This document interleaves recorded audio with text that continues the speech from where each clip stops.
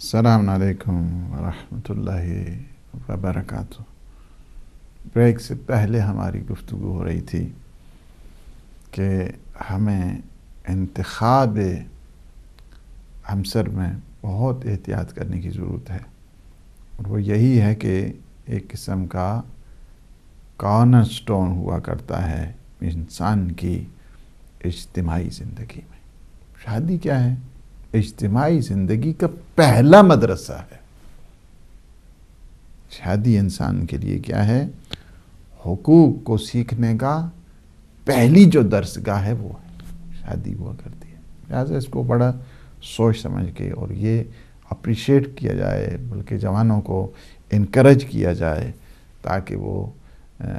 شادی میں وہ انگیج ہوں، شادی کریں۔ اور جس طرح ہم نے میاں بیوی کو کہا ہے الحمدللہ کہیں اپنے ایک دوسرے کے وجود پر، اسی طرح ہماری جوانوں کے لیے بھی دعا ہے۔ اس وقت جو ہمارے بچے ہیں، بچیاں ہیں، سب کے لیے ہماری دعائیں ہیں، اور والدین خوش ہوتے ہیں، والدین کی سرخرو اپنے آپ کو سمجھتے ہیں کہ جب کہ بچے بچیوں کو جو ہے نا وہ شادیاں ہوتی ہیں۔ تو یہ ہے کہ انسان کی شخصیت جو ہے نا، ایک چیز میں آپ کو بتاؤں کہ جو شادی کرتے ہیں جوان جب آپس میں، ان کی جب شادی ہوتی ہے تو اپنے اندر ایک نئی شخصیت، اے نیو پرسنالٹی جس کو آپ کہتے ہیں، اے نیو سٹیٹس، اس کو آپ شادی کے بعد جو ہے نا اپنے آپ کو محسوس کرتے ہیں۔ اور شادی سے پہلے کیا ہے کہ ایک جس طرح ایک ارریسپانسیبل مین، جس طرح ایک غیر ذمہ داری سی ہوتی، اور ہمارے یہاں بھی وہ بن جائے وہ چھڑے چھانڈ انہوں نے کیا ہے، یعنی تو کیا ہے کہ یہ سارے اسی وقت ہوتے ہیں کہ جب چھڑے چھانڈ نہیں رہتے ہیں، شادیاں ہو جاتی ہیں، اس کے بعد ذمہ داریوں کا احساس ہے، ہاں جی اب سودا لانا ہے، اب مزدوری کرنی ہے، اب پہلے ایک تھا ابھی دو ہیں، ابھی پھر بچے ہو جاتے ہیں، ذمہ داریاں بڑھ جاتی ہیں، تھوڑا سا جو ہے نا توجہ کرتا ہے گھر پہ، خاندان پہ۔ اور اجتماعی جو زندگی ہے، چونکہ انسان اجتماعی زندگی کے لیے پیدا ہوا ہے، اجتماعی زندگی کے بغیر تو انسان زندگی بھی تو نہیں گزار سکتا ہے۔ اس لیے چاہیے، اسلام نے بھی دو قسم کے حقوق رکھے ہیں شادی کے سلسلے میں۔ ایک جو ہے قانونی حق ہے، اور دوسرا کیا ہے؟ اخلاقی حق ہے۔ قانونی اگر آپ دیکھنا چاہتے ہیں، اسلام نے دونوں لحاظ کے ساتھ میاں بیوی کے سلسلے میں قانونی حق بھی بتائے ہیں، لیکن میں تھوڑا سا جو بھار ہے وہ ابھی ڈال رہا تھا شوہر پر، تاکہ اس پہ انشاءاللہ میں ضرور جو ہے نا، اس وجہ سے کہ بیوی کے جو بھی حقوق ہیں اس پہ بھی ضرور ہم بحث کریں گے، اس وجہ سے کہ بہت زیادہ رول اگر میں کہا جاؤں، اور ایک خاندان کو جنت بنانے کا اگر پہلا گھر ہے نا تو وہ بیوی انسان کی ہوا کرتی ہے۔ خاتون گھر کو چاہے، یہ اس میں دونوں کیپیبلٹیز ہیں، دونوں قسم کی جو ہے نا وہ اس میں ادائیں آ سکتی ہیں، اور دونوں چاہے تو جنت بنا دے، یہ بھی خاتون کر سکتی ہے، اور چاہے تو جہنم بنا دے منٹوں سیکنڈوں میں، یہ بھی وہ کر سکتی ہے۔ لہٰذا ہم دونوں قسم کے جو حقوق ہیں انشاءاللہ آپ کی خدمت میں تھوڑا سا بھی میں نے جو لوڈ ہے وہ جو مرد ہیں ان پہ اسی وجہ سے، تاکہ ایک تو یہ ہے کہ یہاں کے جو ہمارے انوائرمنٹ ہے، دوسرا چونکہ میں خود پروگرام بھی کر رہا ہوں وہ مرد کی حیثیت سے، اس وجہ سے پہلے ہم جو لیڈیز کے حقوق ہیں، جو خواتین کے حقوق ہیں، اور جو بیوی کے حقوق ہیں، اس سلسلے میں ہم جو ہے نا زیادہ، پہلی چیز کیا ہوتی ہے کہ اگر آپ اس کو دیکھیں کہ جو اخلاقی قسم کے حقوق ہیں اور قانونی جو حقوق ہیں، دیکھیں قانونی حقوق کے لیے بھی اسلام نے بہت زیادہ جو توجہ دی ہے، یعنی عورت کا کیا ہے؟ نان ہے، نفقہ ہے، ایکسپنسز ہیں، اس کی ریزیڈنس ہے، اس کے جو فوڈ ایکسپنسز ہیں، یہ سارے جتنے کھانے پینے کے لوازمات جو کپڑوں کے ہیں، لباس کے ہیں، رہائش کے ہیں، آسائش کے ہیں، یہ اسلام نے مرد کے ذمہ قرار دی ہیں کہ مرد کو چاہیے کہ وہ گھر کے جو اخراجات ہیں واجب قرار دیا ہے۔ یعنی اگرچہ ممکن ہے کہ ایک بیوی کسی کی بیوی ہے اور وہ کام کرتی ہے، اور کام کے بعد اس کو فرض کیا کہ she earns about 20,000، ٹھیک ہے، یا 30,000 یا 50,000 ایئر کے، تو اینول جو ہے نا اس کی اگر اتنی انکم ہے تو کیا وہ شوہر کو دے؟ نہیں، اگر نہیں دینا چاہتی تو نہیں دے، لیکن دے تو کوئی حرج بھی نہیں ہے، وہ اخلاقی چیزیں ہیں. لیکن کیا ہے کہ شرعی لحاظ سے نہیں، نان و نفقہ پھر بھی کیا ہے مرد کے اوپر واجب ہے، مسکین کے اوپر. تو یہ کیا ہے کہ اسلام نے قرار دیے، فورس کیا ہے. یعنی یہ کیا ہے فورسڈ، یعنی یہ حقوق ایسے ہیں کہ جو اسلام نے مرد کے شانے کے اوپر رکھ دیے ہیں کہ تمہارے اوپر واجب ہے نا، تم جا کے بیوی کے اپنے جو بچے ہیں ان کو تم نان و نفقہ کا تم انتظام کرو، ان کے کھانے پینے کا انتظام کرو، ان کی رہائش کا انتظام کرو. تو یہ جو ہے نا وہ ساری چیز یہ شوہر کے ذمے ہے. اور اس کے عوض میں جو ہے نا وہ باہر کیف، چونکہ جب یہ جاتا ہے باہر مزدوری کرتا ہے اور یہ سارے چیزیں بنتی ہیں تو اس کو سکون چاہیے ہوتا ہے. مرد چونکہ تھکا ہارا مانتا پسینے میں شرابور محنت مزدوری کر کے آئے، تو کیا کیا اسلام نے کہا ہے کہ خاتون کو چاہیے کہ اس کو اس قسم کے محبت کا سہارا دے دے کہ اس کی تھکان دور ہو جائے. اور میں چونکہ ٹائم میرا ختم ہے، میں اپنے مولا اور آقا کے اس جملے کے ساتھ فرماتے ہیں کہ جب میں باہر تھکا ہوا، جتنی بھی مجھے تھکاوٹ ہوتی ہے، میں جب آتا تھا گھر میں، ایک نگاہ جب میں زہرائے مرضی ہے کہ میری ساری تھکان دور ہو جائے کرتی.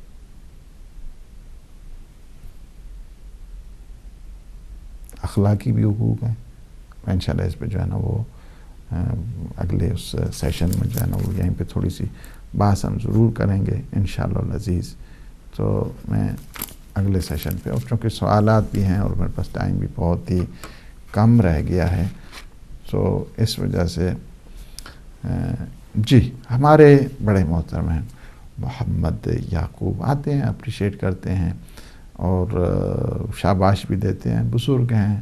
اللہ پاک ان بزرگوں کا جو سایہ ہے وہ سلامت رکھے. اور شکریہ کے لیے بھی کہتے ہیں، میں شکریہ، ہم آپ کا شکریہ ادا کرتے ہیں. آپ توجہ کے ساتھ پروگرام سنتے ہیں اور آپ سلام کے لیے آتے ہیں. اللہ پاک آپ کو سلامتی عطا فرمائے، آپ کی فیملی کو. اور بڑا اچھا جملہ آپ نے کہا کہ ادب سے انسان کی زندگی بنتی ہے، بے ادبی ہمیشہ انسان کو نقصان کی طرف اور مصیبتوں کی طرف جو ہے نا وہ لے کر جایا کرتی ہے. ہمارے علی جان شاہ صاحب نے فون کیا ہے کہ دیکھیں صورت تو بالکل ظاہری ہے، انسان کو پتہ چل جاتا ہے. نہیں سیرت جو ہے نا انسان کی ظاہری صورت سے بھی زیادہ حسن رکھتی ہے. وہ کسی آج سے تقریباً کوئی 15-20 سال پہلے کہ ہم کسی جگہ بیٹھے تھے برنلے میں، تو ہمارے بڑے بزرگ ہیں محترم ہیں اکرام رضوی صاحب، اللہ پاک انہیں صحت دے انشاءاللہ، سلامتی دے، بزرگ ہیں. اس دوران وہ رہتے تو انہوں نے جس دن خرم شہر فتح ہوا تھا تو انہوں نے ایک درخت لگایا کہ جس کا نام ہی انہوں نے خرم شہر رکھ دیا. اس پہ بات ہوتی، اس دوران جو ہے نا ڈسکشن کے دوران پروگرام سن رہے ہیں تو انہیں بھی شاید یاد آ گیا ہوگا، 15-20 سال پہلے، اباؤٹ 14 till 17 اس کی بات کر رہا ہوں، اسی حدود کی. تو کسی سے پوچھا گیا کہ یہ جو اسی طرح یہ اسلام کہتا ہے کہ عورتوں کو جو ہے نا حجاب کرنا چاہیے یہ ہے، تو کسی نے پوچھا، کہا کہ یہ تو حسن کو چھپانا چاہیے. تو انہوں نے بڑا ایک جملہ کہا، کسی ایرانی سے جب تو انہوں نے جملہ یہ کہا، تو انہوں نے کہا کہ حسن کبھی چھپتا بھی ہے. سیرت اس قدر انسان میں آثار چھوڑتی ہے، اس قدر ہوتی ہے کہ جو ظاہری انسان کا حسن ہے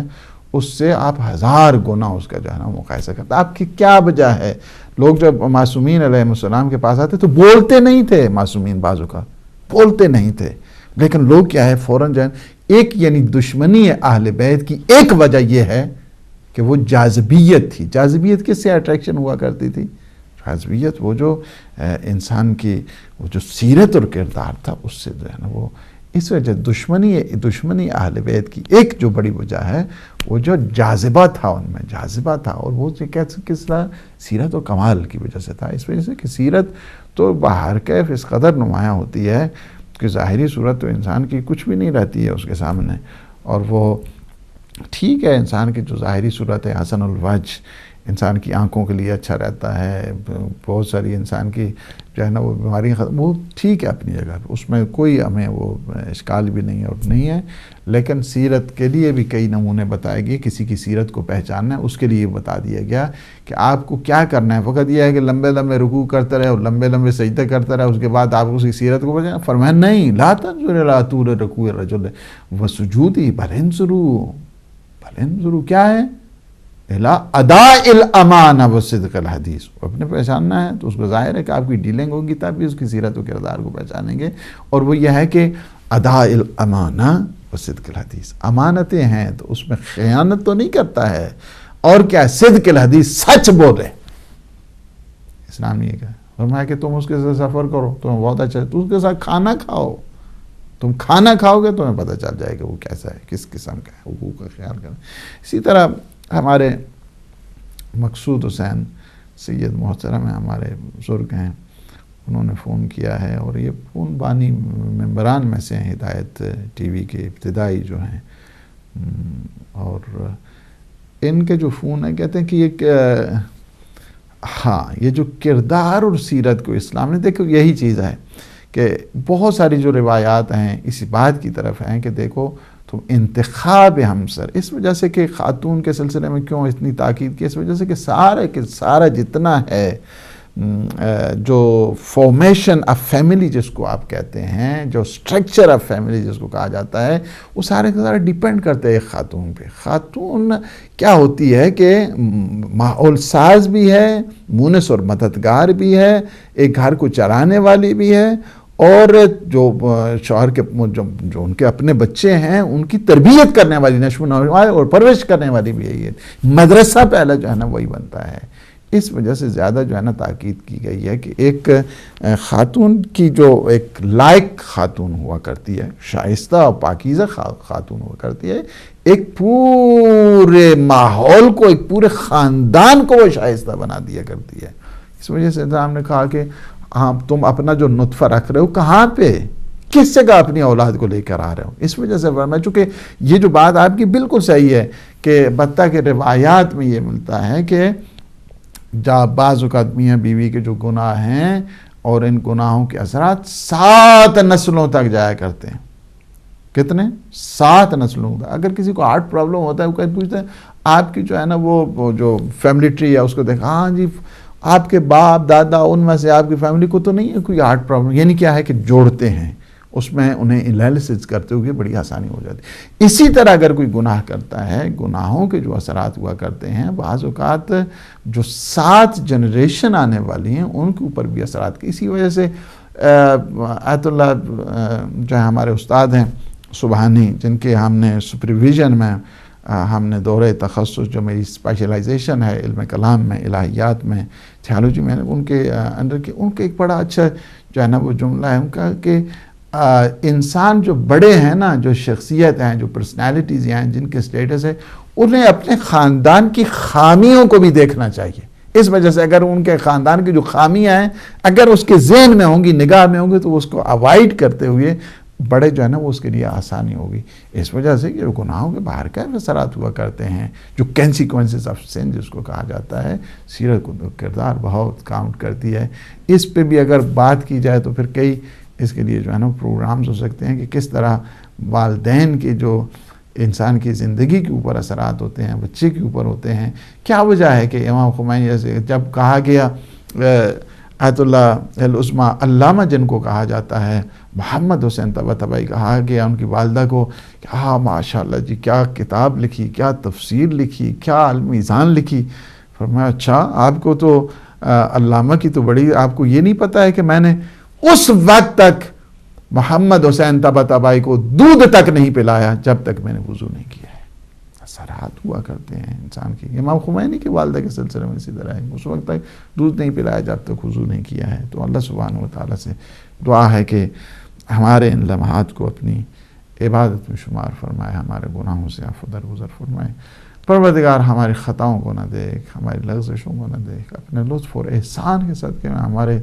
جملہ گناہان صغیرہ اور کبیرہ ہیں انہیں معاف فرما، ہمیں اپنے نیک مخلصین عبادت گزار بندوں میں شمار فرما۔ اس وقت جو تکفیری جو گروہ ہے وہ چاہتا یہ ہے کہ مسلمانوں کے درمیان ڈسٹریکشن کرے، عتبات عالیہ ہمارے حرمہائے مقدس، پروردگار ان ظالموں، ان تکفیریوں کے شر کو ان کی اپنی طرف لوٹا۔ پروردگار جہاں جہاں پہ وہ مجاہدین اسلام ہیں انہیں تو فتح و نصرت عطا فرما، ظالمین کا خاتمہ فرما، منافقین کا خاتمہ فرما۔ پروردگار عالم اسلام کو سر بلند فرما، عالم طاغوت کو نابود فرما، امام زمان قطب عالم امکان کے ظہور پر نور میں تعجیل فرما۔ اللہم عجل لولیک الفرج۔ والسلام علیکم ورحمۃ اللہ وبرکاتہ۔